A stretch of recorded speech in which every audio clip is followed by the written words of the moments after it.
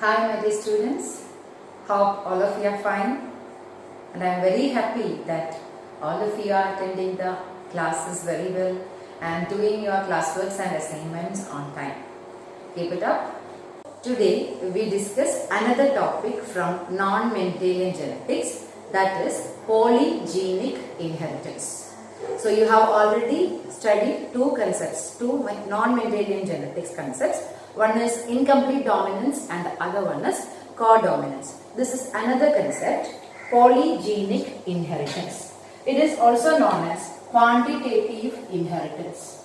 Another name is quantitative inheritance, or also known as multiple genes concept.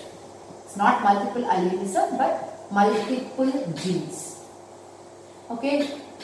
And what is your idea? What you have learned is one gene controls one character.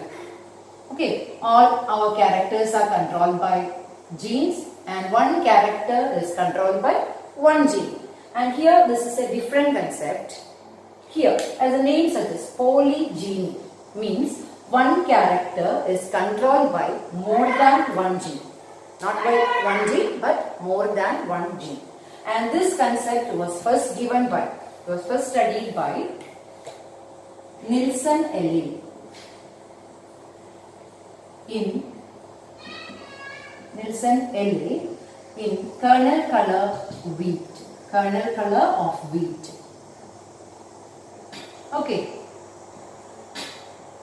So how can you define polygenic inheritance? It's a type of inheritance in which one character is controlled by more than one gene. Okay, let us discuss the details with an example. And anyway, before going to the example, just understand what are the features of a quantitative trait. Okay, normally our features we say qualitative, but what are the features of quantitative traits? If a trait is quantitative, sure, the first feature, it is measurable. Quantitative traits are measurable. We can measure it, our height, our weight, milk yield, like we can see or we can measure these traits. Okay, height, weight, such examples we cannot. And another important factor, these traits show continuous range of characters, phenotypes, continuous range of traits. Okay, that means all other characters we can see extreme. Okay, Mendel has studied one extreme, other extreme. Human height, we can not only see the tall and dwarf person, there are so many range of characters or range of traits in between. We can see number of heights. Okay, likewise a continuous range of phenotypes is possible in quantitative traits. Another important thing, these quantitative traits are influenced by environment. Okay, so there is environmental effect. Very simple fact, you can understand. The skin color, if you are working full time in sun, in a very hot climate, our skin color will be influenced. So the environmental effect is having a great effect on quantitative trait. Okay, so environment influence quantitative trait. And another important concept is, in quantitative traits, each dominant allele has contribution. Okay, so this is what we are going to discuss with the help of a work, an example. So every dominant allele contributes a bit to the quantitative trait. Okay, that is what is the next case, what we discuss in detail. Anyway, polygenic inheritance is also known as quantitative inheritance, or this is the multiple genes concept. One character is controlled by more than one gene, and the quantitative traits, unlike the qualitative traits, these are measurable traits and they show continuous range of phenotypes and they have an influence by the environment, and there every dominant allele has its own contribution. Dominant allele contribute a bit to the phenotype. That is what we are going to discuss in detail. Okay, then let us discuss with the help of an example. Human skin color, this developed by Davenport and Davenport. Okay, so the example for polygenic inheritance you study here is human skin color. Skin color in human being. Okay. Listen.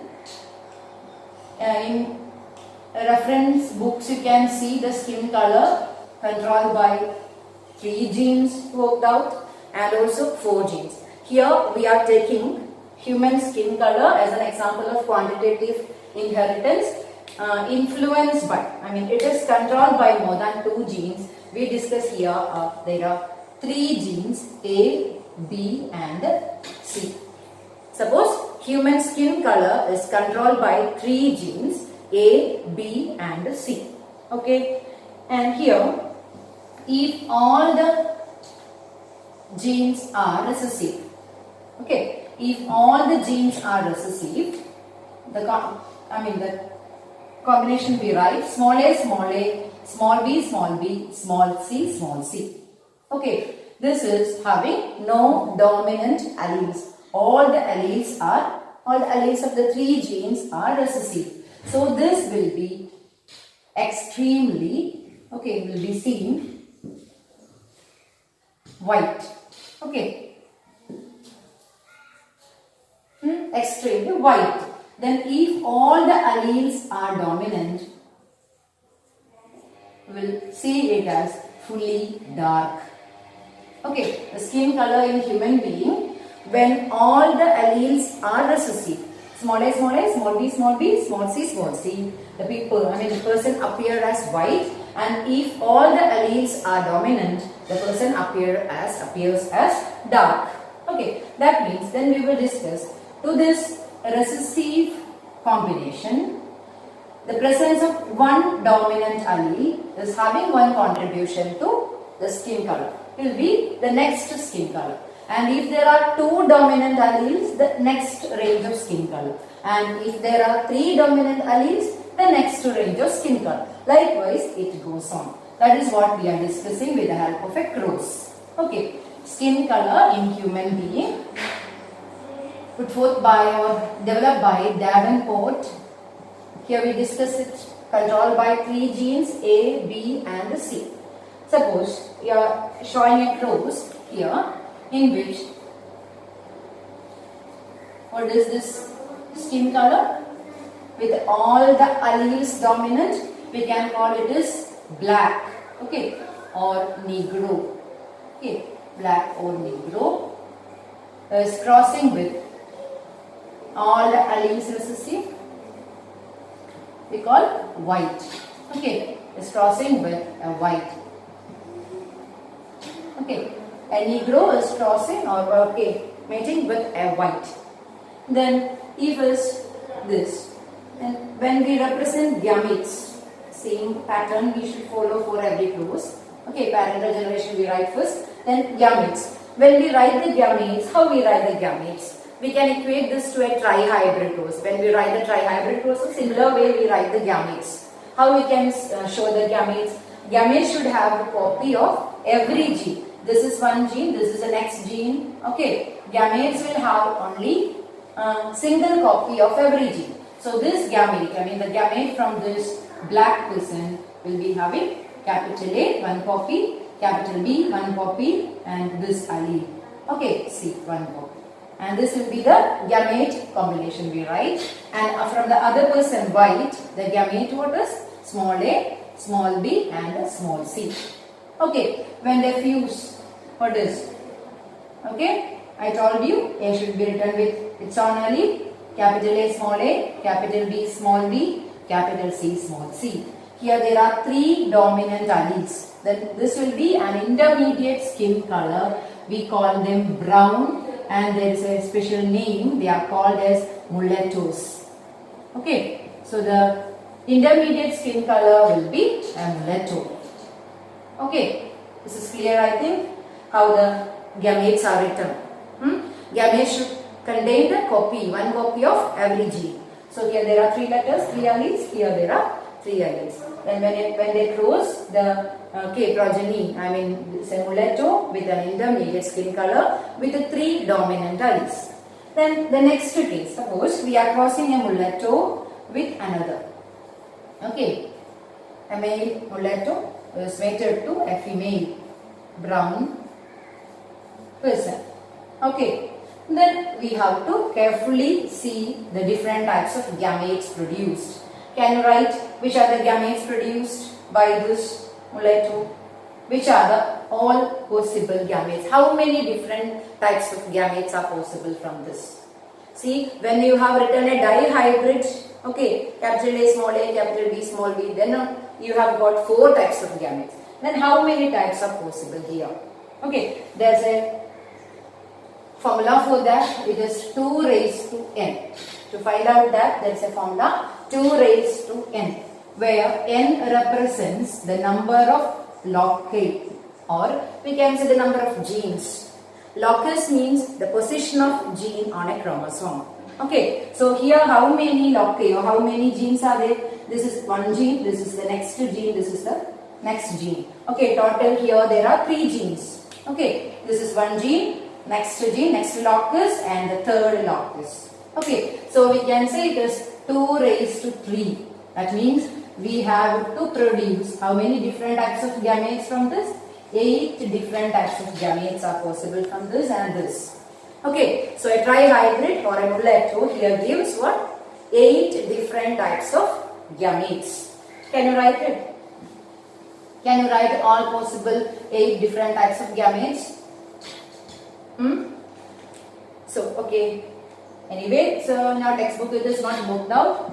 Still you have to learn it because there are some questions in your textbook, NCERT questions. So how many different types of gametes are possible? It's very easy to write. First you write with all possible dominant alleles, then in the decreasing order. Okay, so the first gamete, capital A, capital B, capital C. Okay, second gamete with the 2 dominant alleles, capital A, capital B, then small c, capital A, small b, capital C, then small a, capital B, capital C. Okay, see this one with all 3 dominant alleles, this with the 2 dominant alleles, this. Okay, 2 dominant alleles. Then next case with a single dominant allele. Okay, capital A, small b, small c. Next case, small a, capital B, small c. Then next case, small a, small b, capital C with the 1 dominant allele A, B, C. Okay, the last one is small a, small b, small c. These are the 8 possible gametes from this capital A, capital B, small b, and capital C, small c. It's very easy. So these are the 8 possible gametes types from this capital A, capital B, small b, capital C, small c. And in a Punnett square, if you draw this in a Punnett square, how many boxes will be there in the table? 8 on left side, 8 on right side, total 8 into 8, 64 columns, 64 boxes will be there in the Punnett square. And you can, by taking time, you can work out at home. Okay, this you have to do it. It won't be asked for your board examination to draw and complete the table. But anyway, you work out taking your own time. Okay, you just understand when you write it, there will be 64 boxes and you will write how many gametes type this side, 8 gametes type this side and 8 types of gametes on this side. Total 64 boxes will be there and that boxes you work out taking time. This way you can work out the combinations inside the boxes. And here the shaded bubbles indicate the number of dominant alleles. And here I show that in another way, in a histogram, the result of this cross we can just represent in a histogram that you have to learn. Okay, the combination, how the F1, how the result will be. Just show in a histogram. Listen to the histogram. Okay. See, if all the, I just show the different bars on a histogram.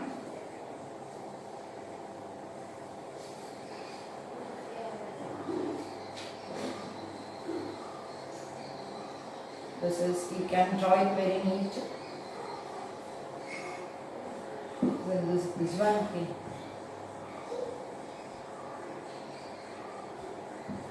See, we are taking phenotype along this x-axis and number of individuals along the y-axis and showing, representing a histogram. This is the histogram representation of polygenic inheritance in human being. Okay, here what is taken along x-axis is the phenotype, that means the skin color. Skin color is taken along x-axis, skin color in human being. Okay, then number of individuals is taken along this axis, number of individuals. Okay, then when we show the human skin color inheritance, the result in histogram, out of total 64 members, you can see 1 by 64 of them shows one trait.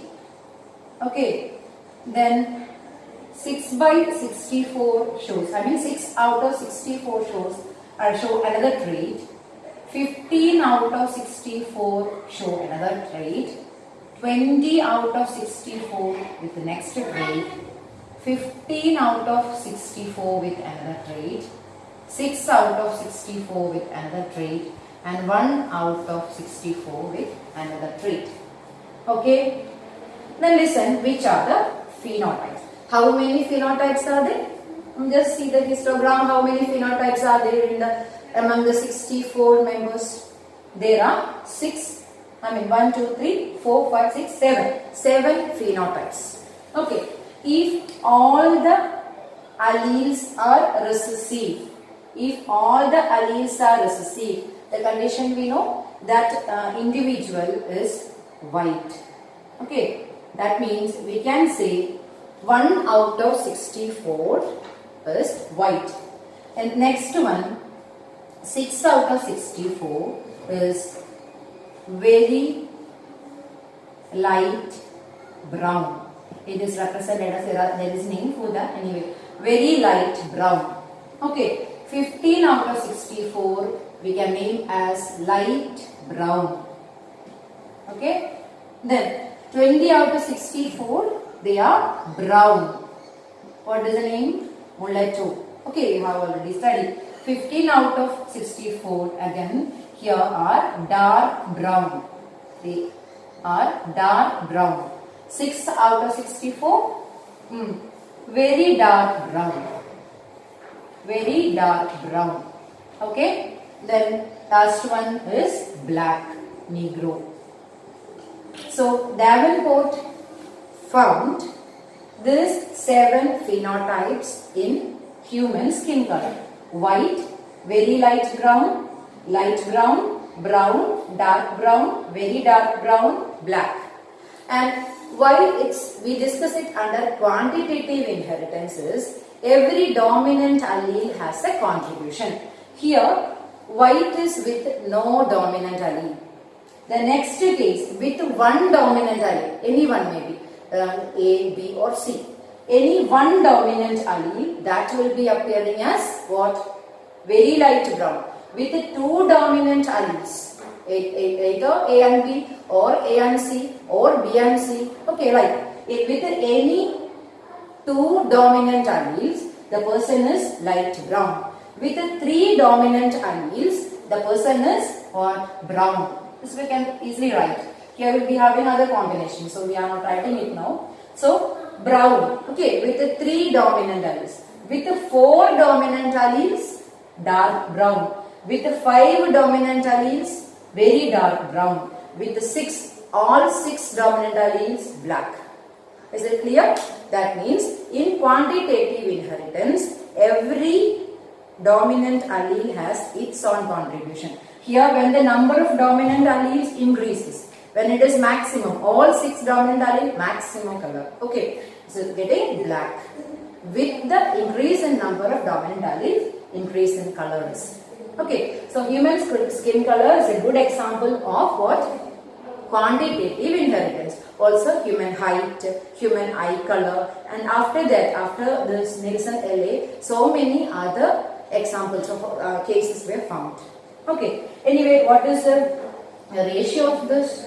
If a trihybrid cross or this one, any trihybrid cross also has same ratio it is. 1 is to, then okay, the next is 6. 1 is to 6 is to 15 is to 20 is to 15 is to 6 is to 1. Just count it as 64 or no? Okay. Therefore, this is the ratio of any trihybrid here also. Okay. So, in human skin color is an example of quantitative inheritance. The ratio is this one. Okay. And there are 7 phenotypes. And human with intermediate skin color is mulatto, and human with darkest skin color is black, negro, and human with the least skin color is white. Okay, with no dominant allele at all. In white there is no dominant allele at all. Okay, that is about the quantitative inheritance or polygenic inheritance. If you have any doubt, you can ask me.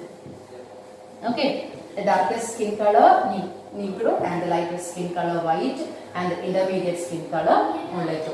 This is developed by Davenport. Okay, that's about the polygenic inheritance. Okay, is it clear, polygenic inheritance? So let's move on to the next topic, a small concept, pleiotropy. Okay, another non-Mendelian concept, pleiotropy. Okay. So you have learned polygenic inheritance. In polygyny, one character is controlled by many genes. Here is exactly reverse. That means one gene controls many characters. In pleiotropy, one gene controls more than one character. Okay. So what is pleiotropy? One gene controls more than one character. So this will be clear with the help of the example sickle cell anemia. Okay, so disease in which RBC gets sickle shaped. Sickle cell anemia. This disease is there in your textbook as a part of genetic disorder. We will discuss it in detail at that time. Now just understand in connection with the pleiotropy. In sickle cell anemia, one gene mutation. Okay.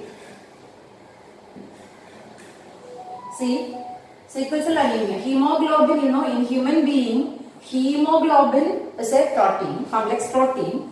It is made up of 2 alpha chains and 2 beta chains. Human hemoglobin is made up of 2 alpha chains and 2 beta chains. Okay, gene for one of the beta chains. Gene for one beta chain has undergone a change. That means it is mutated. Okay, gene is changed. Okay, mutation of a gene for beta chain, we can call it as gene mutation, and we call single gene mutation it is, we call one point that we will discuss it later. It's called point mutation. One single gene change has resulted 2 effects. Okay, that means it has changed the RBC shape. Change in shape of RBC. Okay, that means RBC become from the normal biconcave shape. RBC from its normal biconcave shape has become sickle shape.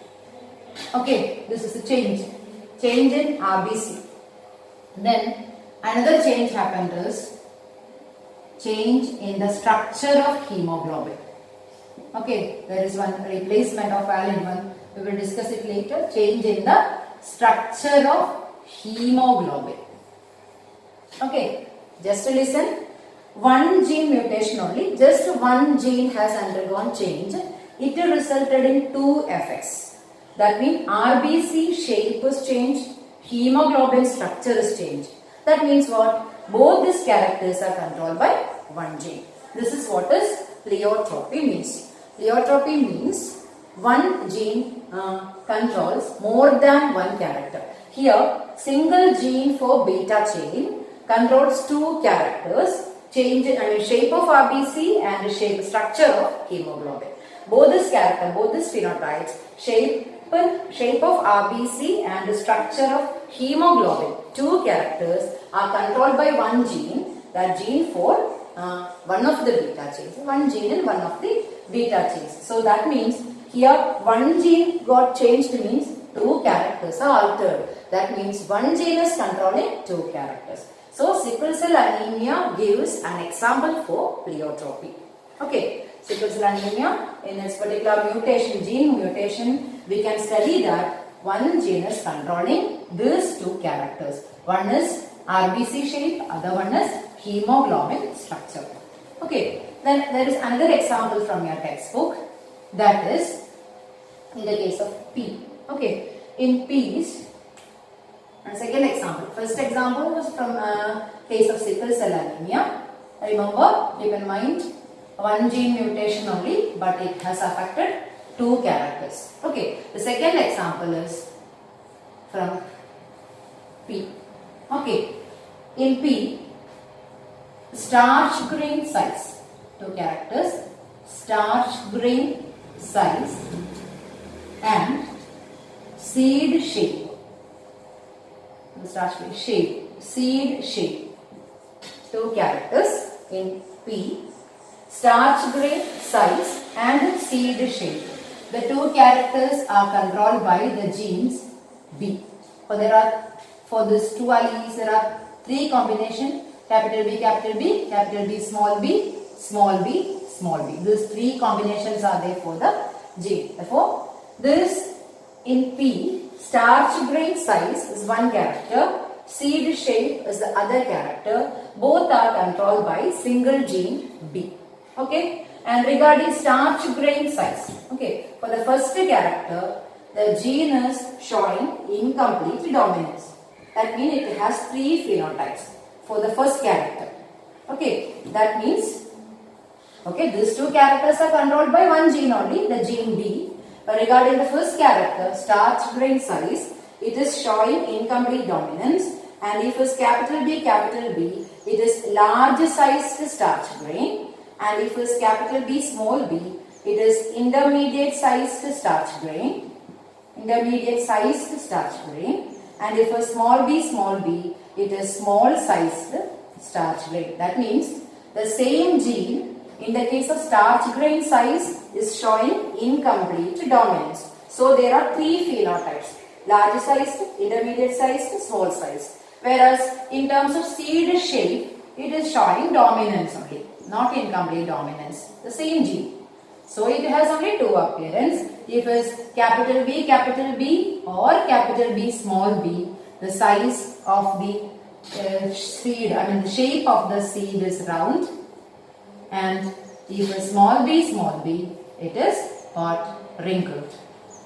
Okay, that means we have just discussed in detail that only our essence is to study this for an example for pleiotropy. That means here in P's, both starch grain size and seed shape, two characters are controlled by same gene B. Okay, this is another example of pleiotropy. I think it's clear. Polygeny and pleiotropy. Two contrasting concepts. If one is with one gene controls many characters, the other one is one character is controlled by many genes. And the next case, again you have some more non-Mendelian concepts in your part, but it is not actually meant for our board exam purpose, but for entrance point of view you have to learn some more non-Mendelian concepts like epistasis, cumulative effect, inhibitory gene interaction, like so many gene interactions also there. And some of the gene interactions I will just give as an attachment to the other class, only for the entrance batch. Okay, I think it's clear. Okay, the remaining parts we will discuss later. Thank you.